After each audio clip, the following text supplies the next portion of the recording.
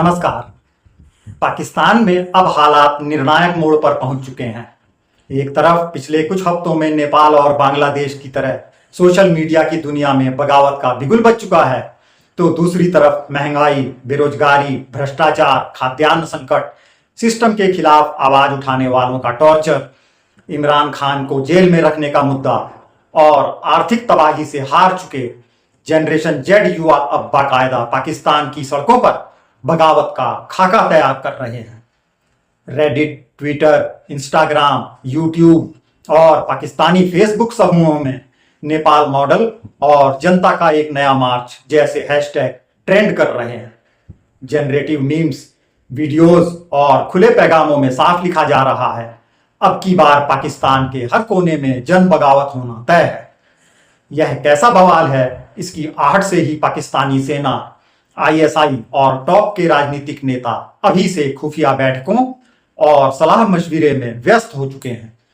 पुराने जनरल तक क्यों डरे हुए हैं? सेना प्रमुख आसिम मुनीर, राजनेताओं और पावरफुल जनरल्स के लिए सबसे बड़ी चिंता अब यही है कि सोशल मीडिया का यह विस्फोट कहीं सड़कों तक पहुंच गया तो पिछला हर आंदोलन इसके सामने बौना साबित हो जाएगा।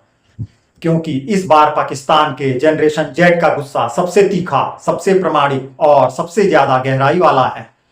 यह बगावत सड़कों के कितनी नजदीक आ चुकी है, इसका अंदाजा इसी से लगाया जा सकता है कि जितने भाषण, meetings, WhatsApp groups, image campaign और ऑनलाइन पर्चे चल रहे हैं, उनमें नेपाली क्रांति अब बाकायदा सांकेतिक हथियार बन चुकी है। पाकिस्तान की सेना और लीडर्स के वार रूम्स में इस समय सिर्फ इस बात पर मंथन हो रहा है कि अगर यही लाखों युवा सड़कों पर आ गए, अगर नेपाल जैसे हालात यहां भी दोहराए गए, तो देश को कौन और कैसे संभालेगा? क्योंकि अब कोई राजनीतिक नेता, कोई धार्मिक जलसा, कोई टेलीविजन प्रोपेगेंडा या कोई भी अन्य उपाय जनाक्रोश को रोकने की स्थिति में नहीं है। गौर कीजिएगा, पाकिस्तान की 240 मिलियन की आबादी में 64% यानी लगभग 15 करोड़ से ज्यादा युवा हैं।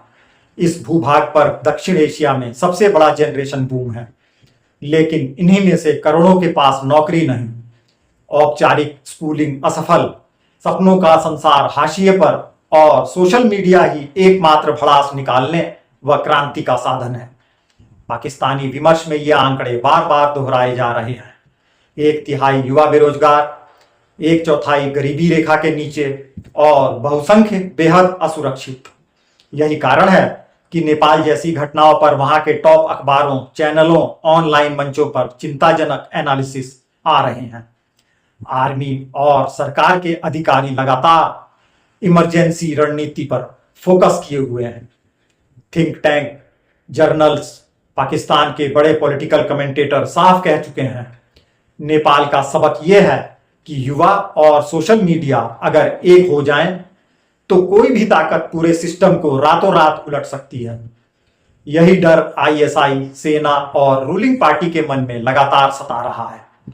असली डर तो इस बात का है कि पाकिस्तान की पूरी सत्ता प्रणाली और सेना समस्त संसाधनों, फैक्ट्रियों, प्लॉट्स, तेल, चिप्स, टैक्स, ठेकों, बल्कि सच कहा जाए तो हर चीज के नेटवर्क पर काबिज है। आम जनता तो पेट पालने के लिए लाइन लगाने को मजबूर है। वहां बड़े सरकारी बंगले, multi billion projects, mutual fund route से अरबों की संपत्ति, विदेश में जायदाद, सब सेना और सिस्टम के चहेतों यानी जनरल, आर्मी, बिजनेसमैन या बड़े रिश्वतखोर नेताओं के हाथों में ही है। इधर आम पाकिस्तानी के पास जीने लायक भी पैसे नहीं बचे। वहां पैसा आतंकवाद, जिहाद और हथियारों की खरीद पर बर्बाद किया जा रहा है। पाकिस्तान पर बोझ लाद लाद कर विदेशों से अरबों खरबों का कर्ज लेकर इन सभी पर धन लुटाया जा रहा है। सेना के जनरल और राजनीतिक नेताओं के बच्चे विदेशों में पढ़ रहे हैं। वे खुद महंगी गाड़ियों से चल रहे हैं, आलीशान बंगलों में रह रहे हैं, करोड़ों अरबों लूटकर विदेशी खातों में जमा कर रहे हैं और विदेशों में संपत्तियां खरीद रहे हैं। और मुल्क के लाखों नौजवान बेरोजगारी और गुमनामी की गहराई में डूब रहे हैं। शहबाज शरीफ और आर्मी चीफ मुनीर की लोकप्रियता का ग्राफ सबसे नीचे है। देश की आजादी के बाद शायद पहली बार किसी प्रधानमंत्री और आर्मी चीफ की रेटिंग इतना नीचे गिरी होगी। दरअसल पाकिस्तान की स्थिति तो नेपाल से कहीं ज्यादा विस्फोटक है, क्योंकि यहां एक पुराना इतिहास भी है। यहां मरकजी इस्लामाबाद, लाहौर, कराची, पेशावर, क्वेटा की सड़कों पर हजारों से लाखों की भीड़ पहले भी बगावत के लिए उतरी। तख्तापलट, झड़पें, लाठीचार्ज, धरने, महीनों चली भूख हड़तालें, अनगिनत सरकारी इमारतों का घेराव, ये सब हालिया इतिहास का ही हिस्सा है। लेकिन एक फर्क यह है कि आज social media, internet, shooting smartphones, global virality के चलते हर बगावत अब आजादी अथवा सरकार, आर्मी के खिलाफ या भ्रष्ट सिस्टम को हटाने की मुहिम के रूप में तुरंत देश विदेश में देखी और पहचानी जाती है। पाकिस्तानी अखबार Dawn, the news international, web mag paradigm shift और इंटरनेशनल रिपोर्ट्स, मैट्रिक्सेस और अंदरूनी रिपोर्ट्स सब कहती हैं आज के पाकिस्तान में सेना और करप्ट राजनीति मिलकर केवल अपने हितों और शेयर का खेल खेल रही है। पब्लिक मनी की सबसे बड़ी लूट यानी army welfare housing, defence colony और नाजायज अरबों की संपत्ति पर केवल अफसरों, नेताओं, जनरल्स और उनके परिवारों का कब्जा है। पब्लिक तो बर्बाद है। कभी पेट्रोल के लिए लाइन, कभी गेहूं, चीनी, दूध के लिए हाहाकार, तो कभी नेशनल ग्रिड बैठने से बिजली पानी का टूटा। सवाल यही है कि जिस मुल्क की आम जनता, खासकर युवा, इतने सारे मुद्दों पर उबल रहे हैं और सोशल मीडिया सिर्फ नेपाल, बांग्लादेश, श्रीलंका की खबरें दोहरा ही नहीं रहा, बल्कि इन्हीं को एक्शन टेम्पलेट मान रहा हो, वहां बगावत सिर्फ अंदेशा नहीं, एक सोशल वायरस की तरह पल में फैल सकता है।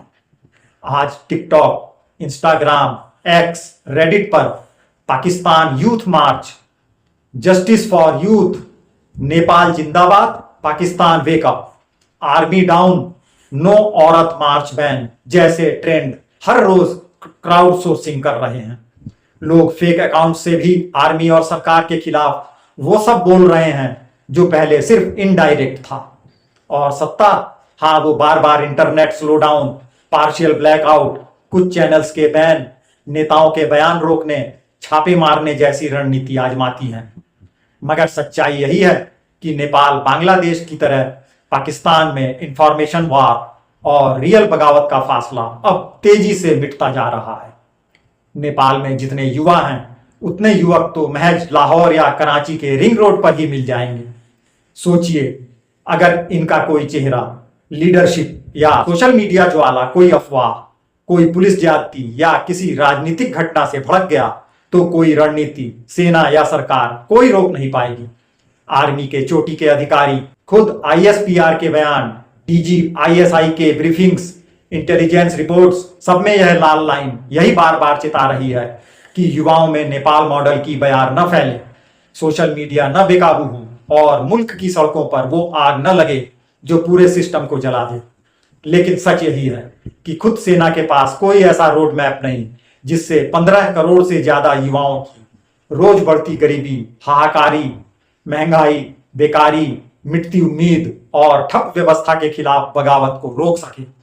हर बड़े पाकिस्तानी वैचारिक मंच, यूट्यूब एनालिस्ट, लीडिंग एक्सपर्ट और दुनिया की मीडिया सब साफ कह रहे हैं अब पाकिस्तान में वही परिस्थितियां हैं जो काठमांडू में आंदोलन के ठीक पहले दिखी थी।